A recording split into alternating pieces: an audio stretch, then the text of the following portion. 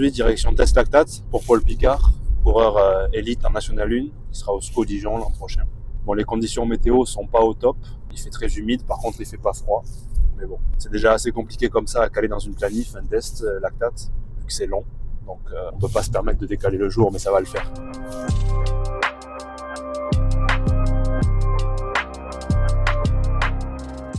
Donc là, on a commencé le test lactate de Paul. On a fait une première prise après son échauffement qui a duré 50 minutes environ. Cette première prise, elle nous sert à avoir la base après son échauffement. Bon, Paul, il a tendance à un peu appuyer sur les pédales même à l'échauffement, donc il avait une première prise assez haute. Mais là, on vient de faire le premier palier et il est dans les zones demandées et en minimol, ça correspond. On est à 1,9 minimol sur un premier palier à 230 watts.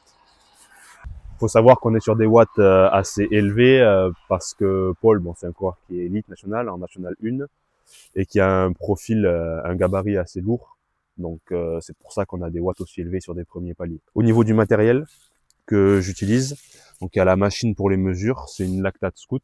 Les bandelettes adaptées à la machine, la lancette pour venir piquer et avoir la goutte de sang tout simplement. Là-dedans j'ai mon petit matériel en plus, j'ai les aiguilles pour la lancette, quelques mouchoirs en rab même si j'ai le coffre plein de compresses, bien sûr des gants, on manipule quand même, on a des gouttes de sang, la poubelle pour jeter tout ce qui va être les bandelettes et les déchets comme les compresses, etc.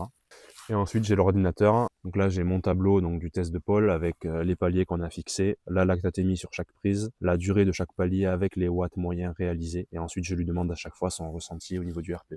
Là, en fait, quand il arrive ici, donc je lui fais sa prise de lactate, je pique, je prends la goutte de sang avec la machine. On attend le résultat. Cette machine, l'avantage, c'est qu'il faut très peu de sang et qu'elle donne le résultat en 10 secondes, donc c'est vrai que c'est pratique. Je lui donne son prochain palier en termes de watts. Donc là, on fait des paliers de 20 watts, c'est assez large. On peut tomber à des paliers de 10 watts, on pourrait faire. Mais comme c'est le premier qu'on fait ensemble, voilà, j'ai besoin de savoir un petit peu, de balayer une zone large, on va dire. Lui, il repart, il fait la redescente, donc on est sur une bosse de 2 km, 2 km et demi à peu près, avec pas trop de pourcentage. C'est vrai que ce qui nous manque ici en Lot-et-Garonne, c'est des bosses longues. On fait avec ce qu'on a. On est sur des paliers de 8 minutes à peu près, donc voilà, le temps qu'il redescende, il en a pour 3 minutes, et remonter 8 minutes, donc il met à peu près entre 10 et 12 minutes à revenir ici, on va dire.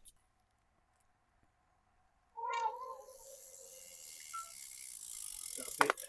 250 253 après. Toujours un peu plus, hein. Ouais, faut T'aimes pas être pile, hein. 7 minutes rentre. 7 minutes? Ok. Je suis pas parti tout en bas, je suis parti du pied, devant le pied quoi. Tu retires un peu plus bas, tant pis, le pied, Ouais. t'essaieras de lisser le plus possible, même si c'est plat. Oui, après le plan, ça. Je veux bien ton ressenti. Très chill là. Tu peux y retourner 270. Donc là, on est sur le deuxième palier du test avec Paul, un palier à 250 watts. Donc là où on peut voir qu'il a vraiment appuyé sur l'échauffement, c'est que sa ligne de base après l'échauffement, on était à 2,5. Premier palier à 230, on était à 1,9 minimol. Deuxième palier à 250, on est à 1,4. Donc voilà, là, il est vraiment, ça correspond à ses zones, hein, au niveau de son échelle par rapport à la FTP. Mais on peut voir que sur les premiers paliers, il avait le lactate qui était un petit peu haut. On va voir la suite. Là, il est parti pour un palier à 270 watts. Ça va toujours? Ouais. 270? 72. Et le ressenti? Bon, Z2. 5 sur 10? Plus? Moins? Ouais, en vrai, 4 et 4, entre 4 et 5, ouais. Ok. Là. Pour l'instant, t'es chill en minimol. Hein. Ah ouais? T'étais un peu haut sur ta ligne de base après l'échauffement. Ouais, là, mais... t'as hyper haut l'échauffement. Là, ça va, ça reprend. Ouais. Là, tu vois, t'es bien. Les 2,90. Vamos. Allez, go. 1,8. 1,8. Là, celui-là, 2,90. Du coup, troisième palier pour Paul. Toujours dans des zones lactate assez stables. Rien à dire, il est toujours en maîtrise de l'effort. On n'a pas de décrochage pour le moment, donc le test continue. Prochain palier, 290 watts. À la suite de ce test, Paul, moi je vais lui faire un fichier avec sa courbe du lactate, toutes les données par palier avec puissance, fréquence cardiaque, son SV1 et son SV2 une fois qu'on les aura déterminés. Et voilà, lui, il va recevoir tout ça. Faut savoir que Paul, c'est son premier test lactate, mais il n'en a jamais fait. Moi, c'est le premier que je fais avec lui aussi. Donc, ni lui, ni moi ne connaissons ces seuils physiologiques pour le moment. Ces zones ont toujours été faites par rapport à des tests FTP classiques, on va dire, que ce soit 12 ou 20 minutes. Ça va toujours? Ouais, nickel. 290. 291. Ok. Et le ressenti sur 10? En vrai, toujours. Un peu comme 270 ou un peu plus exigeant. Ok. On peut dire 5, 6 entre les deux. Oh, non, pas au-dessus de 5, en vrai. 5, 5. Ok. Pas aussi de C'est le 5. truc sur Training Peaks. Ouais, le RPE. Ouais. Genre, c'est le. euh, mener une conversation C'est tout le ça. temps, quoi.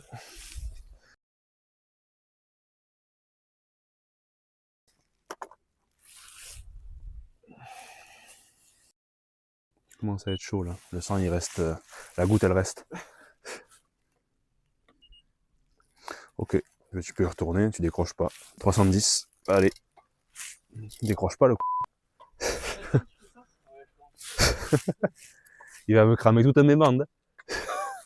Bon mais du coup palier 290 watts. Donc on est sur le quatrième palier. Il décroche toujours pas entre 1,4, 1,8. Pas de signe de décrochage, toujours pas de signe de SV1. L'autre gars que vous voyez sur la vidéo, c'est Alban Picard, du coup le frère de Paul, qui l'accompagne gentiment pendant son test. C'est à souligner parce que un test lactate, c'est pas ce qu'il y a de plus marrant, hein. Les paliers sont longs, le test dure longtemps. Donc pour dire merci à son frère de lui tenir compagnie. Là, depuis le début du test, on est entre 11 et 13 degrés à chaque fois. La machine m'affiche la température. On est toujours entre 11 et 13 degrés sur les prises. Donc s'il fait très humide, c'est ça qui est pas idéal, mais en termes de température, ça va. Il fait pas si froid. Tombe pas, hein? Ça va toujours. Ouais, ça va. Comment ça... Voilà, je sens que je vais passer un. Le fait de pas manger et tout, c'est normal, ça tape aussi. Hein. Et sur une échelle de 1 à 10, t'es à combien? Voilà, je sens que je commence à arriver en I3, quoi. Ok, on va voir. Toujours pas, désolé. Ah ouais, pas en I3 Ouais. encore? Ça va être pour le prochain, je pense. 330. Les paliers durent combien de temps à peu près là? Là, 7 minutes, mais j'arrive quasi au stop, là. Ok, bah, tu pars du stop du coup, c'est bon. Allez. Allez.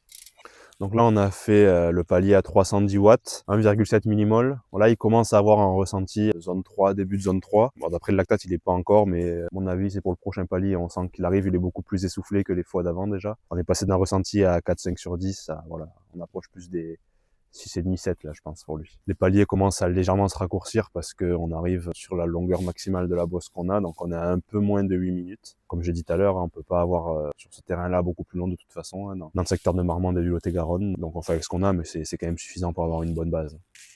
Tu trouves comment appliqué dans son test? Ouais, franchement, il est investi. On sent qu'il a envie de bien faire et d'avoir un test propre pour pouvoir travailler dessus à l'entraînement derrière. J'ai hâte d'avoir son ressenti à la fin, on lui demandera. Et puis, j'ai hâte aussi de voir sur Training Peaks après ce que ça a donné au niveau cardio et au niveau linéarité dans l'effort. Et puis, j'ai hâte de lui envoyer son compte rendu aussi. Paul, il a 5 ans de moins que moi, donc bon, maintenant, ça se voit moins. Mais à l'époque, je l'ai vu, il était haut comme 3 pommes, il était comme ça. Hein. Je l'ai vu grandir, faire ses premières courses, progresser au fil des années. Et c'est vrai que maintenant, c'est quand même parmi les meilleurs élites français. Il sera que Esport 3 l'an prochain. Il était qu'Esport 2 cette année. Il a gagné de grosses courses, de grosses élites nationales. Il est 14e du classement direct vélo de mémoire. Et il fait 3e espoir, je crois. Donc bon, ça vous donne un peu une idée quand même du potentiel du gars.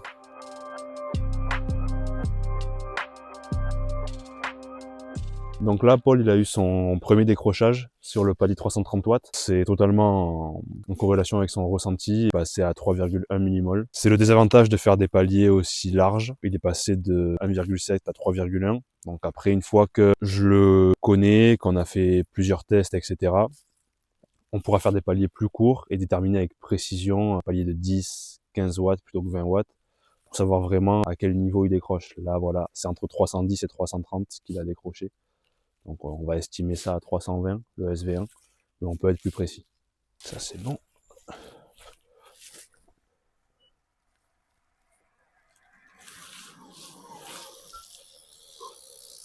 Ça commence à piquer. Là, je commence à un peu. 3,50 ? Ouais. 3,52, 3,3. Ouais, c'est bien. C'est dans ce qu'il faut être.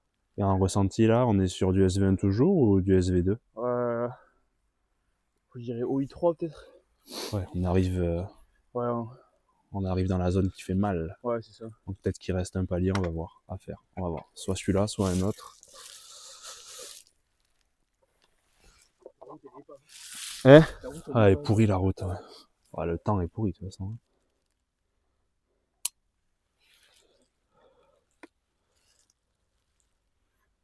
Là, depuis le stop, j'ai 7 minutes. Ouais, c'est parfait. On peut pas avoir plus long de toute façon ici. Ouais. La température, elle monte petit à petit, il fait 15 degrés là, c'est parfait. C'est que c'est humide quoi. Ouais.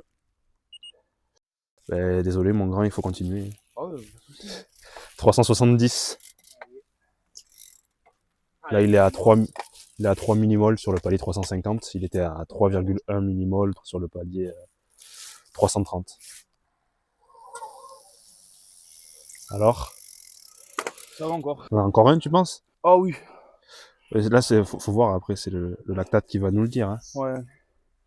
Mais pour être à l'échec Après, physiquement... après, le but, c'est pas d'arriver forcément à l'échec. Hein.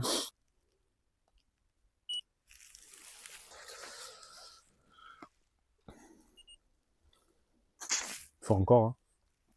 Bon, en vrai, je peux en faire encore... 390. Je pense jusqu'à 420, je peux y aller. Mais... 300... Mais le problème, c'est que t'as pas décroché SV2 encore. 3,5 millimoles. Ouais. Ça y est, il commence à être moins lucide. Il faut que je lui répète les chiffres et tout. C'est normal, hein. Ça commence à être long, là. Hein. Ça fait 1h20 qu'on est. C'est impressionnant, quand même. Mais bon. On va voir. Là, il était à 3,1 millimoles, 3 millimoles, 3,5 là. Pour moi, le prochain, c'est le décrochage. La confirmation du... Déjà, là, il a légèrement décroché parce qu'on passe de 3,1 à 3,5. Mais on va confirmer avec le dernier palier pour être sûr d'avoir le décrochage complet de SV2. Je lui ai fait signe, j'espère qu'il n'a pas compris stop, c'était pour qu'il nous voit, pas qu'il s'arrête.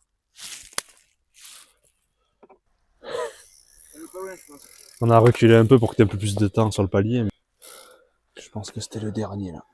Ouais, je vais peut-être en faire encore un. Non mais physiquement tu pourrais, mais je pense qu'au niveau lactate, tu vois, Ouais. t'es dans la cible. C'est bon. T'as décroché. Non, là on va juste faire un sprint 30 secondes et tu viens ici, je te fais le lactate max pour finir. 5-2. Ah, vas-y. Tu vois. 390 watts palier. Là tu te mets à peu près au virage du bout là-bas, tu sais. Ouais.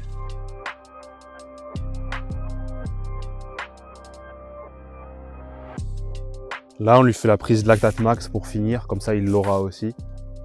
Et bon, il aura eu son SV1, son SV2 et il aura le lactate max aussi. Donc un gros sprint 30 secondes lactique là.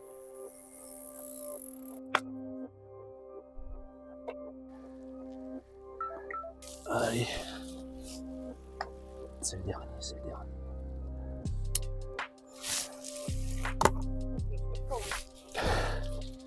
Il a mis du temps avant de souffrir, hein. Je l'ai pas si tu veux là, c'est bon, maintenant que je l'ai pris. Tu reviens après. On serait à 320 sur le SV1 et à peu près 380 je pense sur le SV2. Donc tu vois, c'est à peu près en corrélation avec tes zones classiques, c'est un poil en dessous de ton SV1. Ouais, c'est ça. Normalement, c'est toujours à peu près un peu en dessous par rapport au FTP, mais au moins c'est intéressant de l'avoir. Et j'enverrai tout ça, et pas trop dur de pas manger, pas boire, enfin, ou peu manger et peu boire, je veux dire. Ça va.